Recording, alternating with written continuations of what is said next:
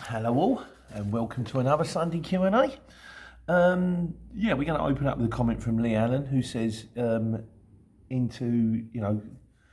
getting on and off of vehicles, he says, I concur. He says, please check your surroundings before you do anything. Watch your footing, move any obstacles on the truck. Don't end up like me, with a plate in my shoulder and off work for 3 months. Please be safe and careful and don't rush. It's icy and it's cold and it's snowy and it's dark. Let's all take it. Let's be careful out there, people. And that's a comment from Get Well Soon, Lee Allen, which is now becoming his official name. Well done, mate, and I know you're on the mend. Apparently you're back on the road sometime next month. Let me know when it happens. Good luck. Right, so on that note of careful, I did one, it's only a quick one, on VAT on jobs. You know, like when you quote the price, should you put the VAT on the job or afterwards? Van on the Run says, he agrees. He says most people on the CX are professional companies or people with, it's a good point actually. The subscription fee scares off those who aren't.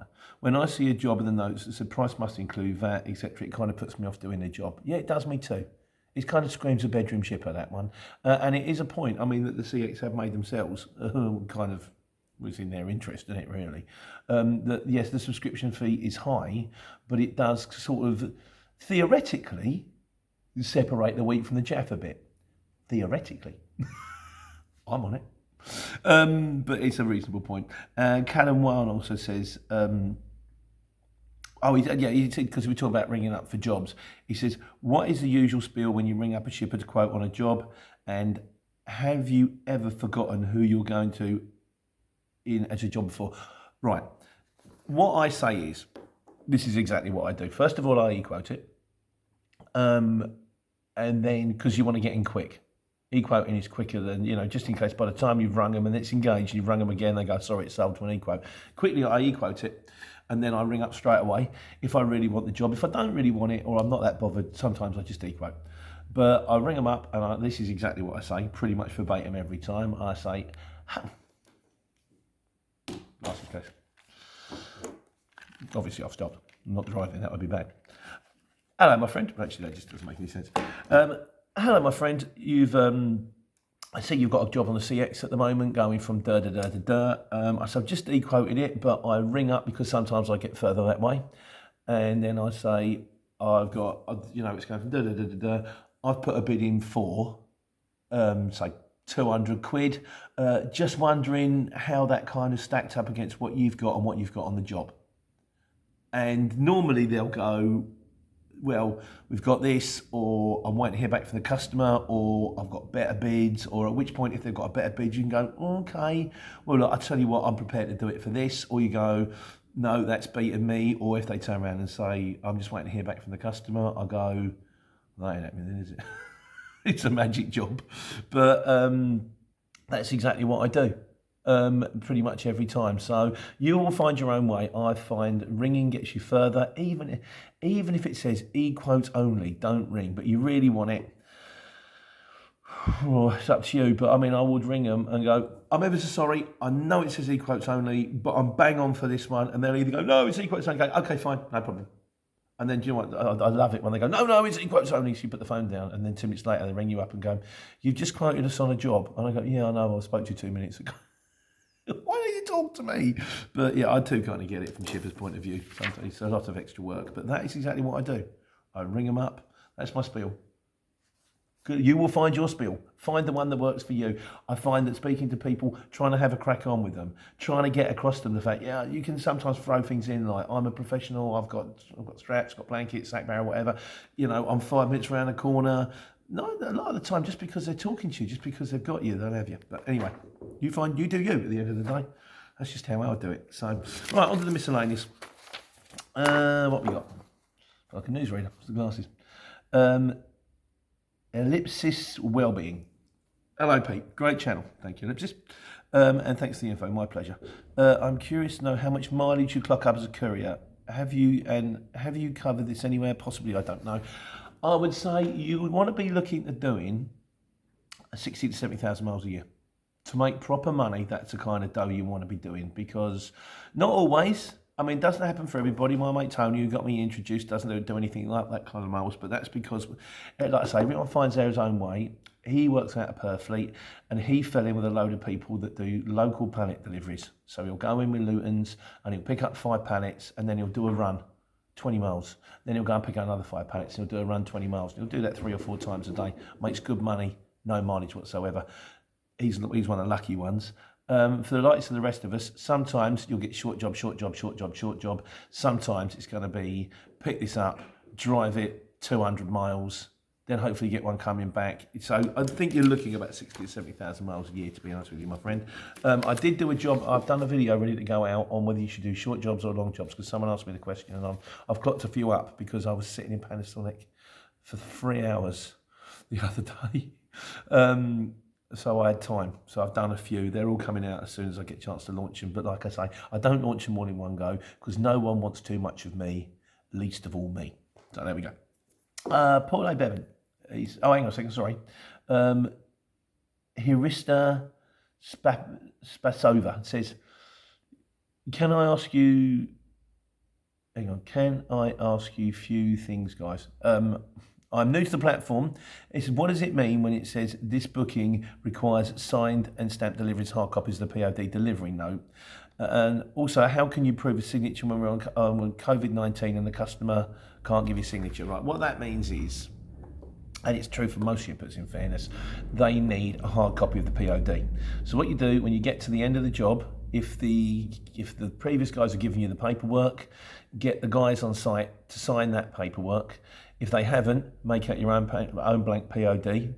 So that, and you say, could you please, there you go, my friend, just fill in the details, to, from, brief description of what it is, 4 pallets, time, and could you sign and print on here, please? And then when they sign and print, you take a photocopy on the scan, or you go to when it says, delivered POD, scan it, upload that, and then send the hard copy with an invoice through to the shipper. You're right about the COVID thing. Some people will turn around and go, we're not signing, my friend, because of COVID. You say, absolutely no problem at all. Can I please take a name?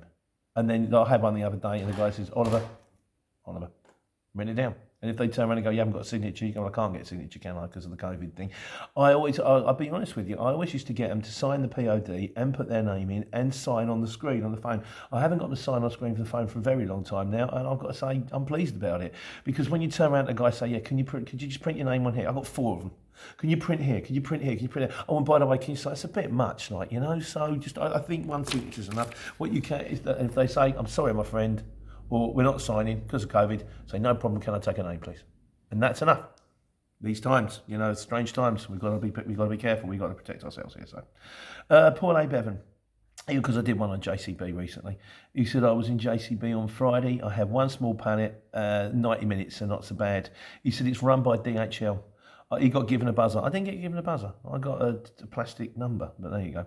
I had to go back to the porter cabin, so I need to invoice 1 hour waiting time.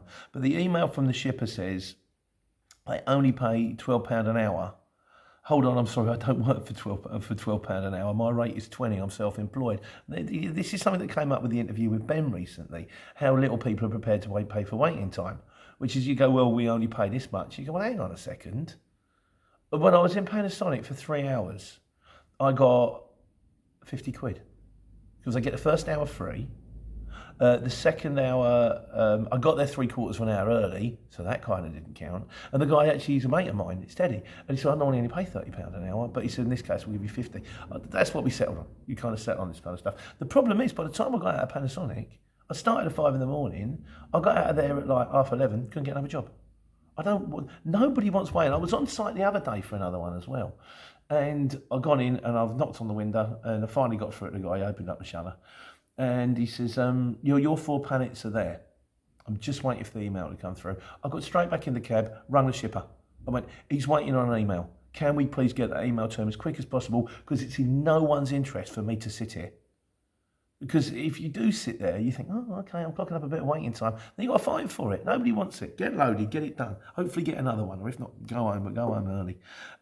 Yes, so coming back to the £12 an hour waiting time, it's who's got priority? And this one came up later on somewhere. So we'll come back to that later on in the Q&A. But I think I might do you a video on it. Basically, it's who's right. If they say we pay. Anyway, we'll come back to that. Cup of coffee now. Very bitter. Also, Paul Abraham goes on and says, I have a problem with shippers wanting cheap prices. And they want 60 days payment. This has to stop. This is my base rate is 80p a mile. I've invested in a Merc Citan. Why anyone who's driving London to Manchester beyond, these crazy cheap prices, wear and tear fuel, all that kind of stuff. The problem we've got with this, first of all, we're in kipper season, January, February kipper season, and second, it's double tough because of the lockdown. So things are tough on the exchange at the moment. And because my mate Ken is running on our thing at the moment, we're just letting him run until the market's ping back up again. And you've got two choices. It's kind of it's kind of a famine situation. Whereas like you go, well, I'm not going to quote Mickey Mouse prices. I'm going to stick to my guns. I charge 110 a mile in a Luton. So you quote 110 a mile in a Luton all day, you don't win a job.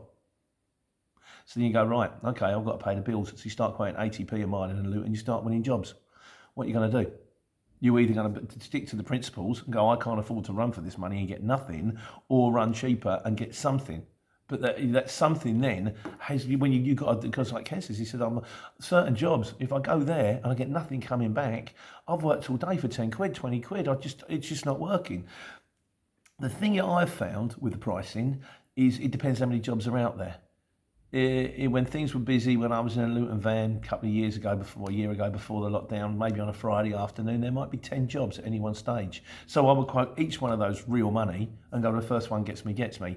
When there's only one job, it's kind of a desperation thing. It's not right, but that's the way it goes. Life ain't fair and the world is mean. You do you at the end of the day. I mean, the only thing I will say is try not to be you can't be too cheap, because then it's like the conveyor belt of fools, isn't it, really? It's the fact that you work all day and then you get to the end of the day and you go, hang on a second, I haven't actually made any money here. There's plenty of money for those, there's plenty of work for those that work for nothing. So, let's just hope the sun's coming out, the vaccine will kick into gear, things will get back to normal and we can start running for real money again. So, Waqar Ahmed is on old vans. I did one on old vans. He said, I agree with you, Pete. I'm the Courier Exchange with a Vauxhall Combo 2007. I think your van's newer than mine. Reliable van, works well. He's done 79,000 miles on the Exchange. He started December 2019. Old van doesn't matter as long as you look after the engine, use the best oil, get the filters, get it serviced every 10,000 miles. If you're doing motorway miles, 10 to 15 maybe, change the filters, change the air filters, change the oil every time.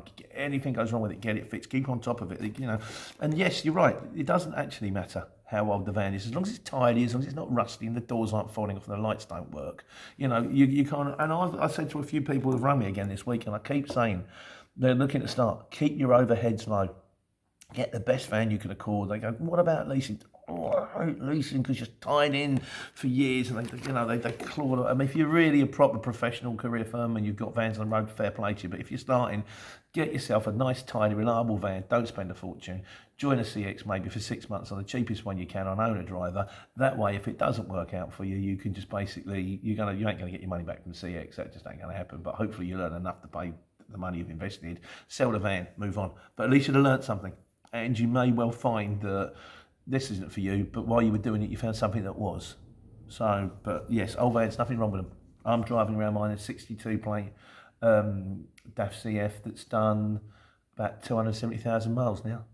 Get it inspected every 8 weeks. Anything goes wrong with it, we got a guy, lovely guy, Mark, the mechanic, looks after us. I've got to go see him in a minute. Yeah, nothing wrong with them at all. Things in my life I can never get my head around the prices of. Motors, holidays, kitchens and bathrooms. They're just so much money. I just never get my head around it.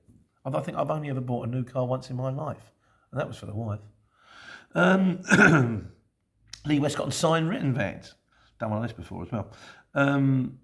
He said, if you've got a sign written van, you will lose some work on the CX because it's sign written. Sometimes they say no sign written vans.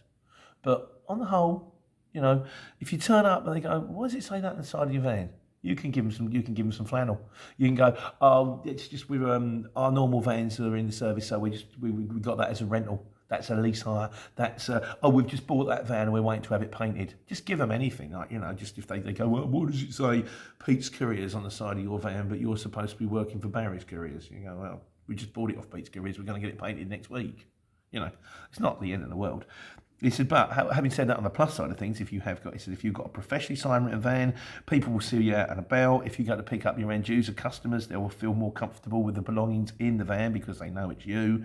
And you might find you pick up a different kind of clientele that pays better money because you're a professional guy with a clean and tidy signed written van.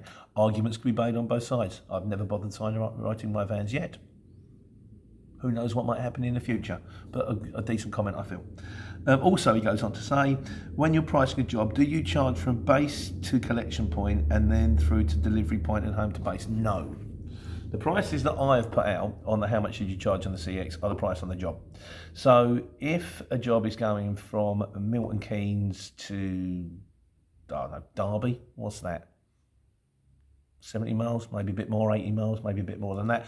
I will quote that job in a Luton van, say it's 80 miles, ideally £88, £90, something like that. You might try and get a one if you could. So you don't want to take jobs that are too far away. I know there is a way of doing it, which is what you can do. Rather than, say, for example, in a truck, rather than quoting £2 a mile, you quote £1 a mile, but you quote from where you start to the collection point, then from the collection point to the drop-off point, and then from the drop-off point to where you're coming back to. So on that job, Derby, rather than quoting, say, £1, £1.10 a mile for 80 miles, I will quote 50p a mile, but I will quote from my house to Milton Keynes to Derby, and Derby back to my house. The truth of the matter is, works out about the same, maybe a little bit dearer. So you can do it either way. But I mean, the argument really is you're hoping with the CX get a job coming back. So you can do it any way you like. But yeah, you can quote from your house to collection point. But if you do, you're going to have to quote them less money. Otherwise, you're just going to be so far up. If you quote them £1 a mile on a round trip, you're going to put a quote in from Milton Keynes to Derby at around about 250 quid, and no one's going to pay it. So do you. At the end of the day, guys, you've got to do you. So you do it your own way. Van on the Run says, hi Pete, some general questions if you don't mind, bud. Not at all, my friend. You mentioned loading and tipping at Amazon. How do you get these jobs? Are they on the Amazon relay scheme? Or do you get work for other shippers? I get work through other shippers who aren't allowed to repost these jobs. I mean, this is a thing for me. When you sign up for Amazon, you sign up and you say, I have dedicated vehicles, they're all my own vehicles. And then what happens is people sign up, say, yes, we'll be sending our dedicated vehicles in, get the job off Amazon, then repost it on the CX. Amazon don't see, what I can't work out is why Amazon just don't post the jobs on CX themselves. But yes, no, but that's how I get them. If a job pings in, that's Amazon. Normally you go, oh, that's going to Milton Keynes at 3:30 in the afternoon on a Friday. That'll be Amazon. You kind of get to know, like, you know. So, also regards curtain siders, how do you secure your loads in particular? Do I use a pole that goes down the middle near the roof? Oh, I hate them things.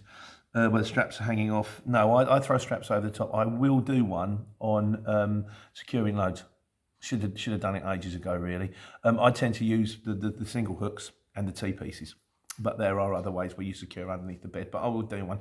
Normally I keep thinking, you know, you do it as you lock the load down, but all you're going to do is lock the load down and go, but I will do you one, mate, no problem. John Ryan, I did one on best work boots. Riggers all the way, he says. Riggers are good. At the moment, I've got me Helly Hansons. I've got me composite super warm Helly Hansons with a zip up the side. Very often on a ball. Very warm in the winter. Looking forward to getting out of them, getting back into the boondocks when the weather turns a bit warmer. So, but that's where we're at the moment. One for Oliver Gunn. He says, I'm a 20-year-old Class 1 driver considering taking the plunge, either running an Iveco daily 7.5 tonner or same or more payload than most 7.5 tonners. Yeah, but you've got to sit in an Iveco daily. It's like driving a van all day. Or a 12 tonner, both as a curtain sider. How much of an advantage do you get with running on a tail lift on the HX? Well, my advice to you, my friend, would be firstly, I'd start with a Luton with a tail. Because that way you don't have to go for the whole palaver of getting the operator's license. If you like it, then apply for the operator's license, get the thing running. I personally would then go for either a 7.5 tonne or probably straight in at an 18. You've got the experience, I'd probably go straight in at an 18. Double curtain side with a tuck under tail lift. The advantage with anything You know, it's like sometimes they don't want a curtain, sometimes they want a box. Sometimes it must have a tail. Sometimes a tail must be a tuck under tail if it's got one because it's got to go on a door. Every job is different, but I find for variety, you're going to get the most jobs with a double curtain side, tuck under tail, and they're the ones that are most readily available. You know, DAFs, CFs and LFs and the occasional Merc. There's plenty of them out there. So that should, you know, so you want to get yourself a reasonably inexpensive truck that does the trick and gets you started. That's a good one. But that would be my advice. Start with the Luton, try it if you like it. Go through the whole palaver, because to go through the whole palaver to get there, it's like 3 months and a load of money. To get to the end and go, actually, I don't like this. So, but end of the day, like I keep saying, you do you. Mark Shaw. Hi Pete, just a quick one. What is a hot shot? Cheers, Mark. Right, I did a video on this, Mark. I'll do you a link because it's got to come up. What is a hot shot? There's what is a hot shot and what actually is a hot shot. But a hot shot means, the long and the short of it, it's got to go straight there. Not a backload. Pick it up, get there as quick as you can, drive it there as quick as you can, drop it off as quick as you can. That's what a hot shot is in a nutshell.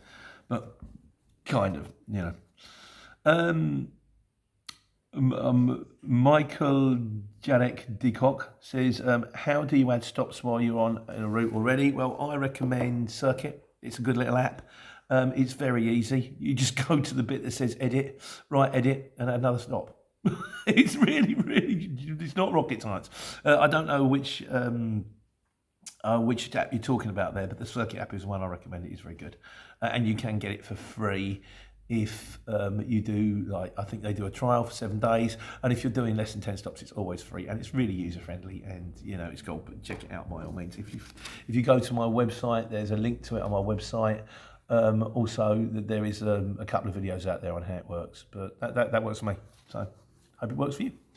Matthew Smith, driving time is dead easy. Oh yeah, I've got to do one on driving time. Driving time is dead easy. 9 hours a day can extend to 10 hours twice a week. 90 hours a rolling fortnight. So if you did 6 days, you know, you can only drive for 4 days. I will do one on driving time. I know it's a rolling fortnight. It's actually, I think, a rolling month, but then it just gets crazy. Then it gets complicated. He also says you've forgotten spread overs, because we've got to do one on driving time and one on work time directive, which is, I said it every 2 weeks, but I meant every week, which is a part of your work time directive. You can only work for 13 hours a day, but 3 times a week you can work for 15 hours a day, and it's surprising how quickly you turn through there. Although there is a way around that as well. If you do a 3-hour break in the middle of the day, you can do 15 hours a day every day, because it counts as part of your daily rest. Again, we'll do one. And it also says there, another guy who recommends Dalmate. The amount of people that recommend Dalmate, it's got to be good. I don't use it, but it's supposed to be good because everyone says it's brilliant. Yeah, as Oliver Gunn says, you can extend 15 hours 3 times a week. I'm getting there. It's a long road, but I'm getting there. Dan Fletcher. Pete, what should you do when the shipper puts on the notes waiting time will be paid on our terms are similar to that? We had that question earlier. Dan, I'm going to do you a question on. I'll do you a video on that. Tony M. Question for the CX.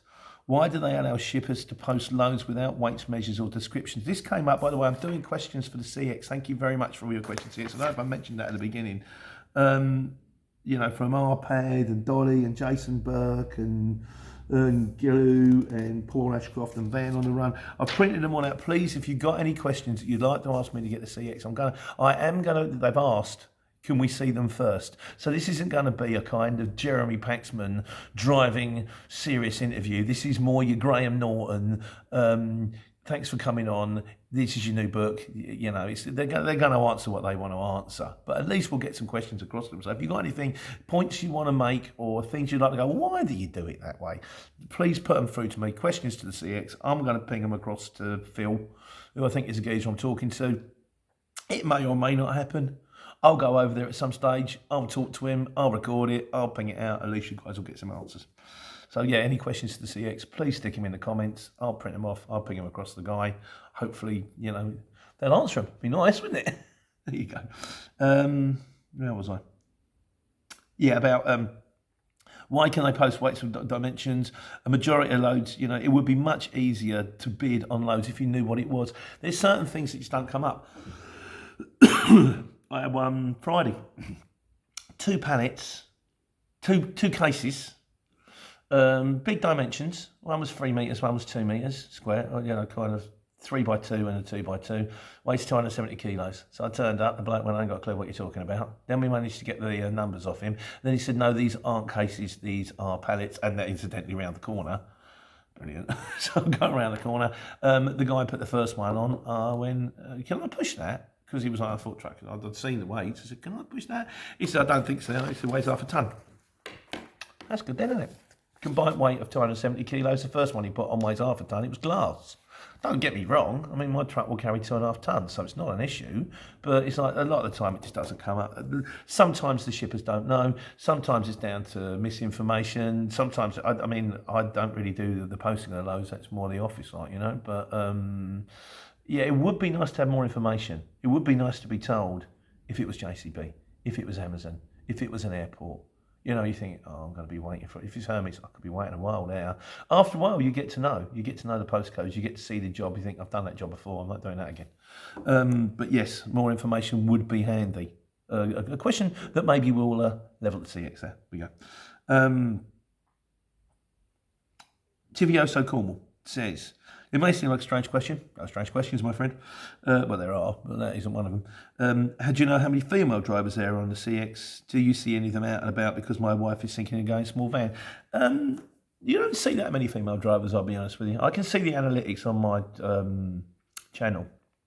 And it's like 98% of the people that watch my channel are males between the ages of 25 and 50, based in the UK. That's 98% of my subscribers, I believe.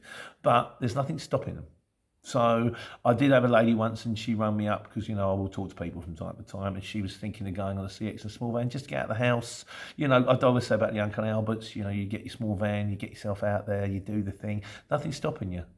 And sometimes a female could be an advantage. If, for example, sometimes they're less threatening. The other advantage you have as a girl is a lot of the time fellas will, hopefully, chivalrous fellas, I'm kind of an old man when it comes down to that kind of stuff, will help. If they see you struggling, they'll put a box on. If you've only got one box, they're more likely to let you go to the front of the queue than if it's a bloke. It's like, no, mate, we're all waiting to get in. It's like, go on, love, you go in before me. Like, you know, so there are advantages to being a female in the courier drive industry. But the long and the short of it is, nothing's stopping you.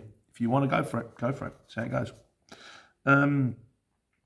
Musa Shah says, I have a question I desperately need an answer. He's been a courier for several years now, working on several platforms, SDCN, City Sprint, stuff like that. He says, these all cater for different vehicle types, cars to HGVs. Why can't the CX do the same? It does. I don't understand this. When, it does.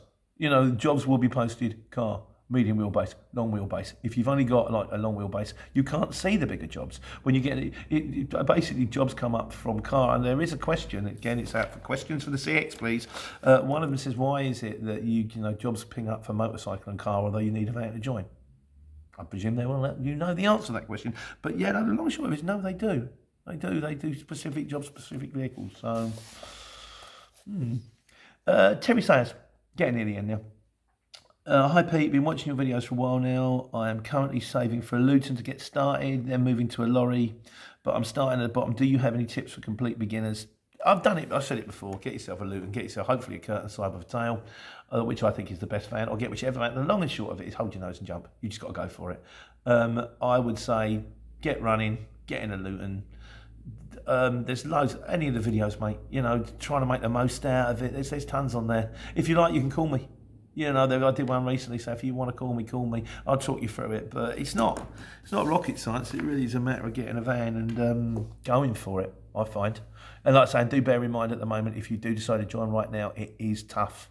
We're in February, which is kipper. We're in lockdown. It's not that easy at the moment. So if you do join at the moment, it's not what you think it's going to be. You might get disheartened. Just prepare yourself for that fact. It's not great at the moment. But there we go. Ian McBride. Hi Pete, this week I've been on, I've been on the Valentine's run. All a handball in the back of a low load, and my date is 1,100 parcels. My weight drops that big. Weight-wise, pretty easy, but definitely earning money this week. Still got to do Friday, Saturday, Sunday. I used to do the flowers for HBC. Ben said about it in the interview. We got the first time ever turned up. We didn't know what we were doing, me and him outside with a torch. And the Dutch lorry turned up and we had to get these flowers out and they had to be separated. Then they go on Luton's and then you do like a multi-drop. I mean, I think I started in Potter's Bar and worked my way down to Bournemouth. It was like a long old run. 13 stops at florists delivering flowers. Yeah, it was funny. It's the early money. When I was in the Luton, I think I was getting, because of the extra miles on the job, I was getting like 350 quid a day. So it was worth it, but it was long. I'd get there, I had to get there, I think, at 3 o'clock in the morning. And I'd finish that job at about, often finish in Bournemouth at 4 o'clock. And then I had to drive home from Bournemouth and then do the same the next day. With 3 days on the bounce. But you do that for 3 days on the bounce, and that was like nearly 1,100 quid. Coming from standing on Bletchley and only £40 a day, I was grateful for it. I don't mind. Never mind the collar, just want to get paid for it, that's all. But yeah, good luck with the flowers. Like I say, multi-drops like that are a killer. Yeah, hopefully it'll get easier for you, my friend. Right, the last time we're on the conclusion now. The main name guy says, can you play something on the guitar at some point? Oh, be careful what you wish for. I did do it. There is a video, I might be able to link to it, the Hoxton Christmas gig. When me and my Dave the Christian, I'll talk about my friend the taxi driver, the nicest man I've ever met in my life. We did a Christmas gig. I've done a few of them actually. I'll see if I can do you a link. I was sitting there the other day and I did actually write a song. Unfortunately, Otis Redding wrote it first, but I might. I'm not great, you know. I'm one of those jack of all trade types guys. I can do a lot of things badly. I can play the saxophone badly. I can play guitar badly. I did kendo for a while. I do that badly. I did boxing for a while. I do that badly. I do a lot of things badly. The only two things I don't do badly. I'm all right at this courier driving thing. Market trading. I was good at that while it lasted. I'm all right at this courier driving thing. I'm okay at that. I'm okay at the YouTube thing, I think. And I like to hope I'm all right at the writing. I've got about another 2 months before the new book comes out, and it's a good one. I love it. It's not like the first one, completely different the first one. It's about a bunch of 50-year-old men who suddenly get superpowers. Because like all the superheroes are all like young and fit and good looking. I'm thinking, what happens if it happens to a load of like, you know, people like me? Over the hill, suddenly get a load of superpowers, and well, you know, how would it affect their lives? So that one's coming out soon. We'll say soon. I don't get no time to write. I'm too busy driving a truck. But I might do you a song. I fear for you, my friend. Thank you very much for asking. And the final word this week goes to Godzilla's, who said, I had a great stop last week. He said, I turned up at a place, a clean, tidy, sizable unit, shut a door with a sign on it that said, buzzer not working, kick the door, don't kick it like a woman, kick it hard.